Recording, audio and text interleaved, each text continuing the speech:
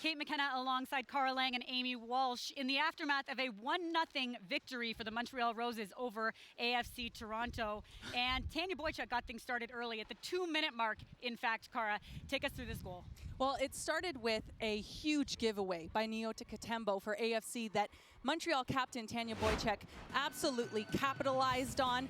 It actually was a pretty good through ball, but unfortunately to the wrong team. Boychuk gets on the end of it and slots it past Manor. Clinical finish by Boychuk, doing what captains do, putting her team in a good position early on. And in a game like this where nerves were going to be a factor, getting an early goal was absolutely crucial.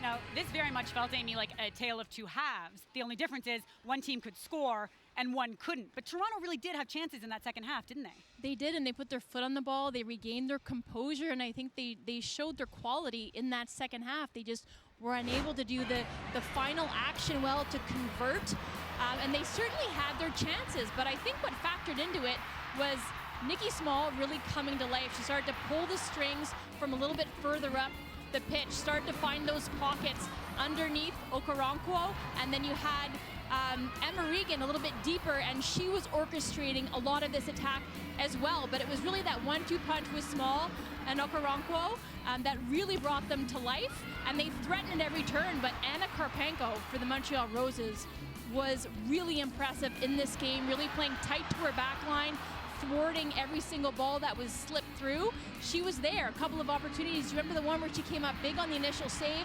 scrambled, got to feet, and parried it away again. But there were a couple of substitutions, Cara, that I found really made a difference for them today. Yes, Kaylee Hunter specifically. When she came in, she added a spark to this team that they absolutely needed. She was a major factor in their dominance in the second half. Marko Milanovic said that she's a player that doesn't get nervous, and that was obvious.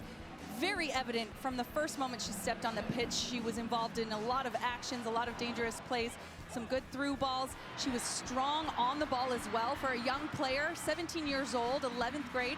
She's not easy to push off the ball. She's a nightmare for defenders, and she had an excellent debut in the NSL. She really gave them that spark that they needed, Kate, I think, to give them the lift, but they were unable to capitalize and get that equalizer. The spark that only a 17-year-old can provide. Don't we know it? Now listen, if you like what you saw today, and let's be real, how could you not? There is lots more NSL action coming your way next weekend when all 6 teams will hit the pitch.